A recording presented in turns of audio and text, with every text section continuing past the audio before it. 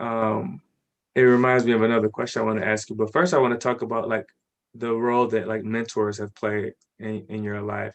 You've had a number of business ventures, right? I think you called yourself a serial entrepreneur when we first met. Um, Talk about mentors in your life that sort of helped you down some of these paths and help you learn some of these lessons. Maybe warn you about a few things so you didn't have to learn every single one on your own. Anybody that stands out or any people that's been, key? So one of the things, okay, so I've only been in business with my husband prior to Okay. now. Okay. Well, actually, I was sort of in business with a couple of other people, but those businesses never sort of got off the ground. So this was my first time sort of being in partnership with other people. This was my first time raising capital because my husband and I had always bootstrapped our other businesses.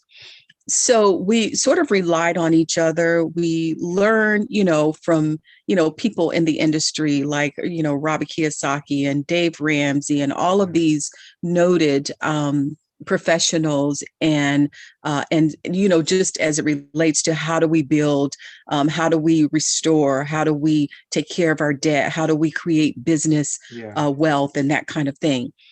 Real mentors on this journey that I'm on now, I didn't have early on, Mm. other than, books and seminars and getting on platforms. I was actually looking for someone to say, you're crazy. Like, what are you doing? Like, you Yeah. have literally bumped your head. But as time went along, because I had to do the work, usually I'm a person where if something is not available, I go find it. Yeah. And so I did. And then I started to connect with other like-minded people. I started to surround myself by people who were smarter, who knew Yeah. more, who could sort of share with me certain things. So I've had quite a few mentors, but not one in particular. Other than my husband, he's sort of my strategic partner in a way. Yeah. Like he's my thought partner. I'll say that.